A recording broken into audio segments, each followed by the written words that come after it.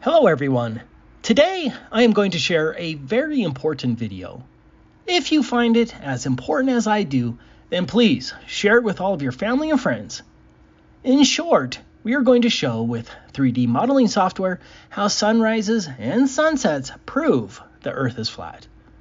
Of course, flat Earth doesn't mean there aren't oceans, mountains, valleys, terrain, etc. The term flat Earth means that there is no Earth curvature, no globe, no ball, and no outer space. In other words, reality. A huge thanks to Paul for making the video you're going to see in a few minutes. Paul was inspired to share the truth, and he has stepped up and spent a long time using his expertise to develop this model without any compensation. Paul is an engineer and computer graphics artist who owns a 3D product animation studio. He contacted me a few months back wanting to do some 3D animations for Flat Earth. Paul and I worked together on this production. If you like his work and want to talk to Paul about 3D product animations or any other 3D content, he specializes in technical product animation. This is Paul's email address for business inquiries. I also want to thank Shadow Reveal, who is an architect who was instrumental in providing advice in making this presentation. According to the official narrative, sunrises and sunsets aren't caused by the sun moving through the sky as it appears daily.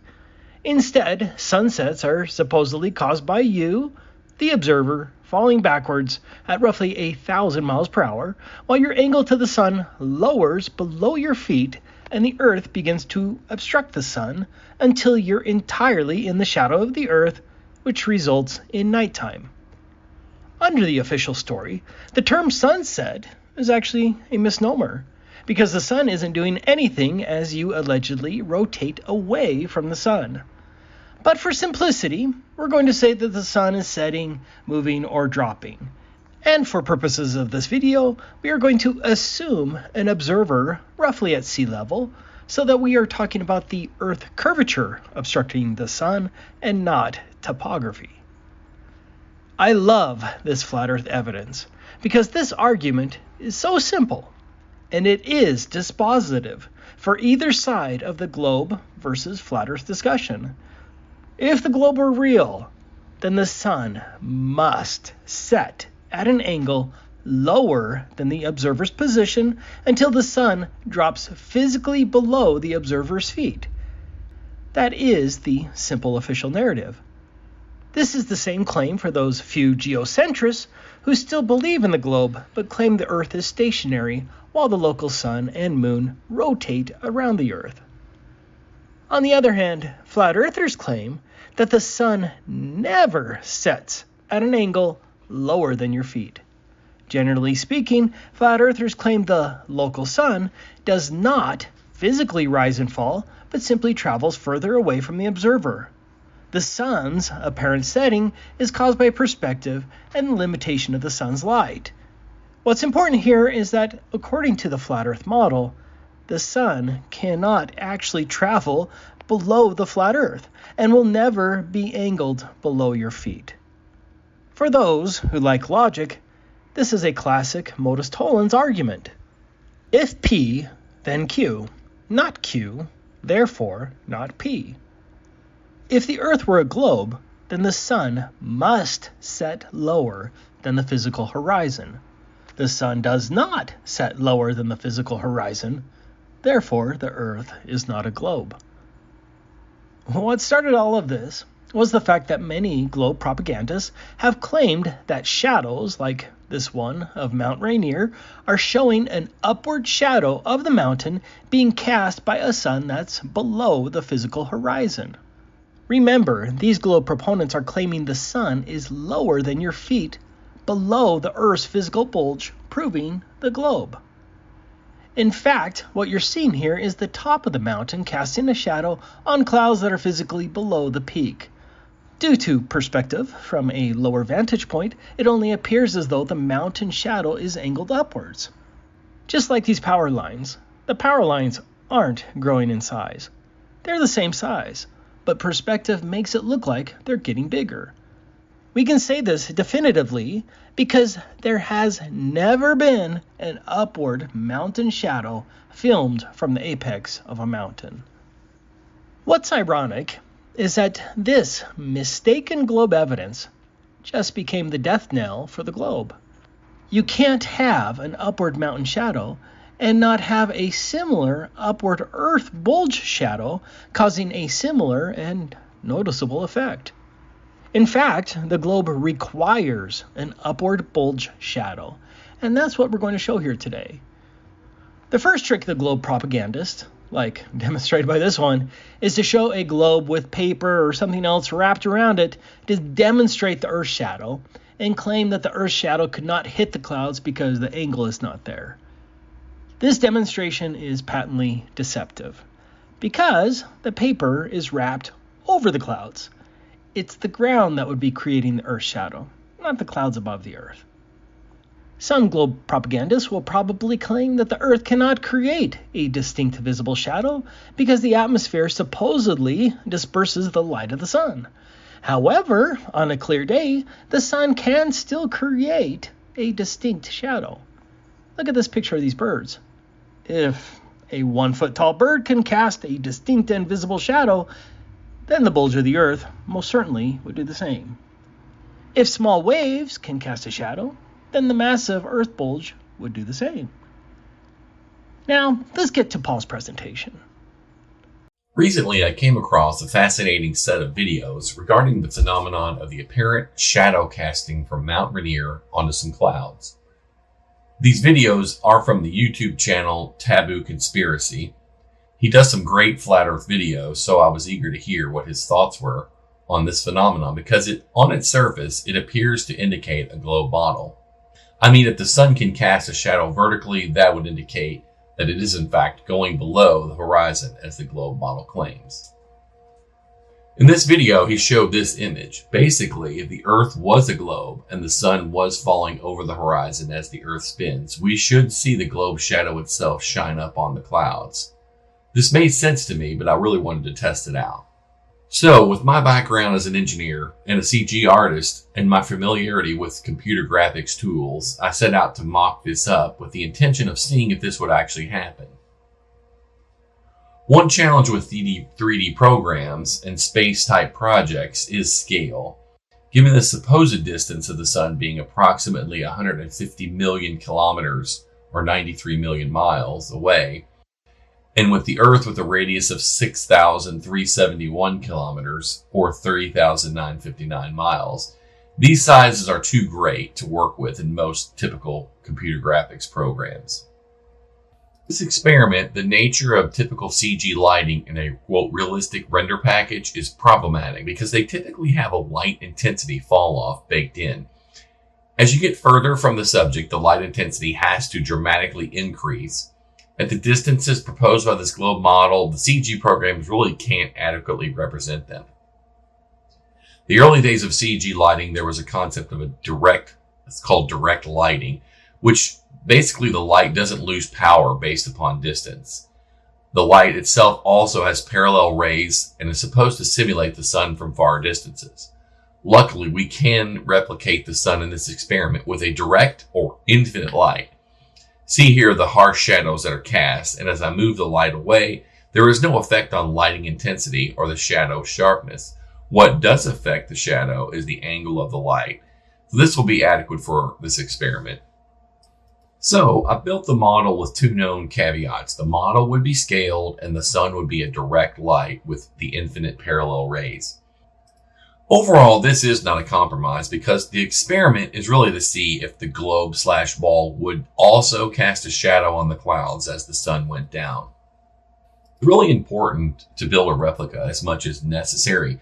These principles are really about angles, line of sight, etc. So the essentials to do this, in my mind, were as follows. A scaled Earth globe, a suitable light source such as direct CGI, a cloud layer, a scaled version of the mountain, and really the approximate location and orientation of this photo, the point of view from which this whole thing took place. So the next question was, where was this photo actually shot from? Looking at the site, you can see Mount Rainier in the background. Another prominent feature was the building just in the foreground. It's next to this small body of water. It turns out that it is the Theus Landing Waterfront Apartments. Also, another noticeable feature was the Tacoma Dome in the middle ground just to the right. And just in front of that was the East 21st Street Bridge. So with all of these locations determined, I could look at a map now to try and approximate this photo location. So looking at Google Maps, we see here the Tacoma Dome. And if you pan a little bit north, you'll see the East 21st Street Bridge. And if you pan a little further north, you'll see this building here that's shaped like an E. It's the Theus Landing Waterfront Apartment. And if you look at the ground photo of the building, it is in fact the exact building.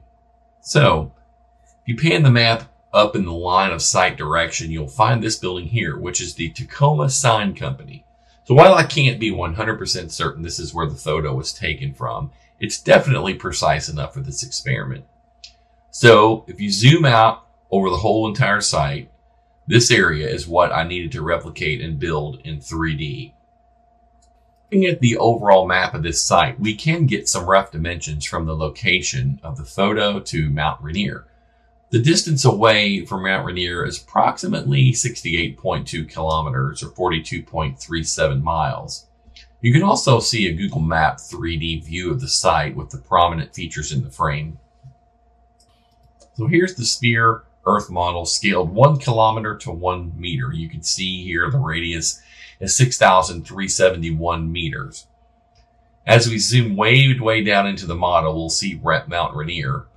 All of this data for Mount Rainier and Tacoma are from DEM data sources, and they have been scaled to 1 kilometer to 1 meter. Now zooming over to Tacoma, you can see the dome, the East 21st Street Bridge, the Theus Apartments, and now you can start to see the location where the camera was placed in this model.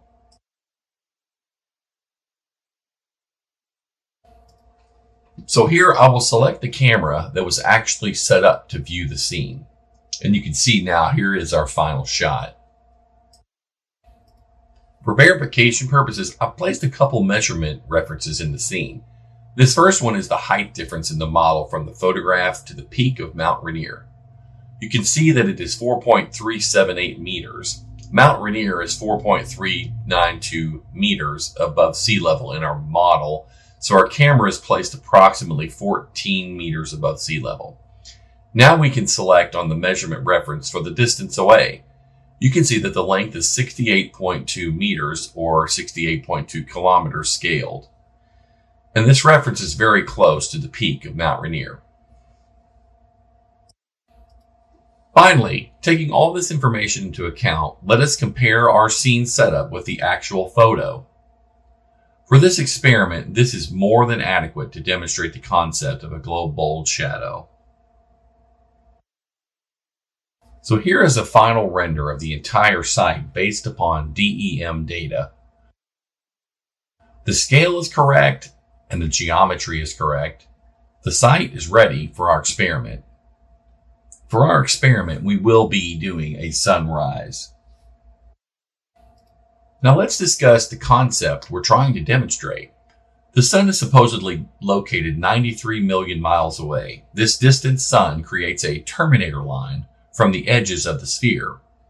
This terminator line or bulge shadow represents where the shadow is cast from. So as the Earth rotates, the terminator stays with the sun. For the demonstration purposes, we're moving the sun in this example. This is what happens from a point of view on the Earth. As we zoom in closer, we see our Mount Rainier location and the terminator line interacting with it.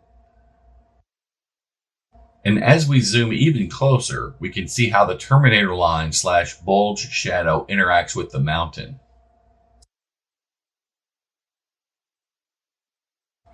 Now let's add a cloud layer reference line. Where the bulge shadow crosses the cloud reference line, this is where you might expect to see the bulge shadow on the clouds. So based on these angles, the bulge should show up on the clouds in our experiment. Now we arrive at the scene, It's early morning and the sun is rising in the east. The conditions are perfect to see this rare phenomenon of the mountain casting the shadow on the clouds. Let's see what happens.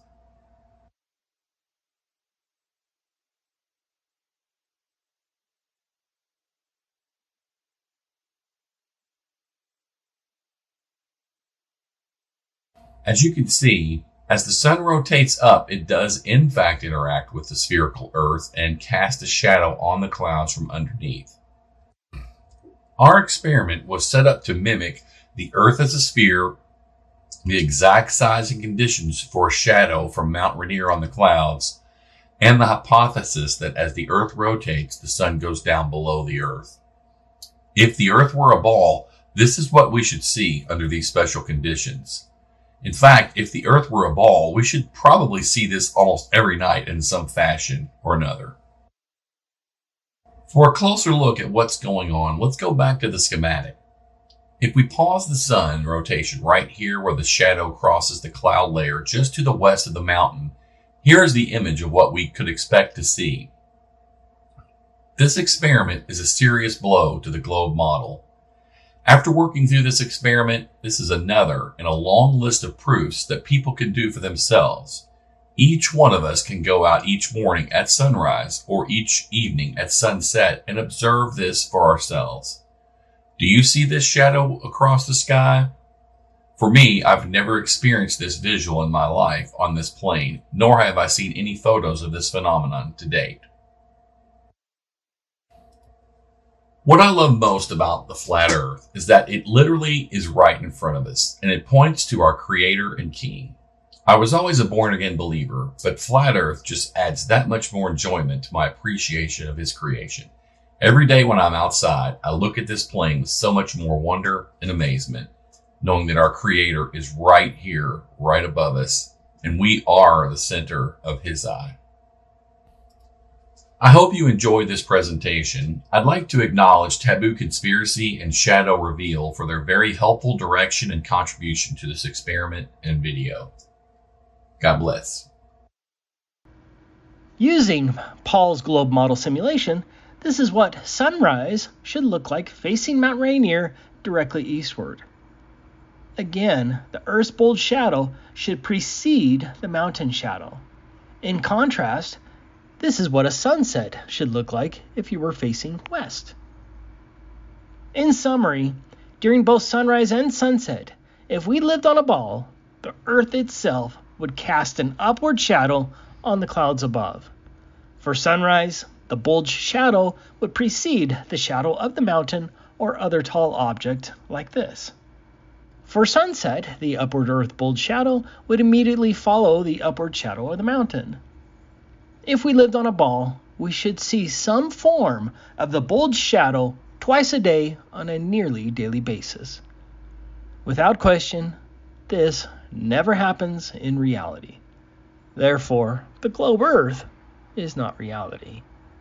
If the Earth were a globe, then the sun must set lower than the physical horizon. The sun does not set lower than the physical horizon. Therefore, the Earth is not a globe. Thank you for watching.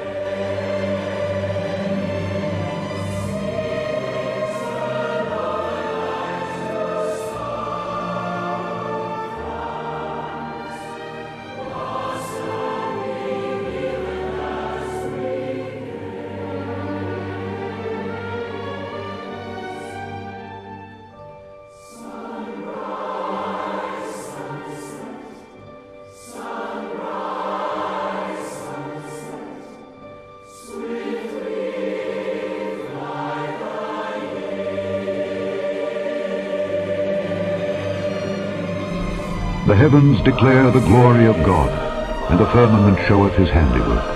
Day unto day uttereth speech, and night unto night showeth knowledge. There is no speech nor language where their voice is not heard.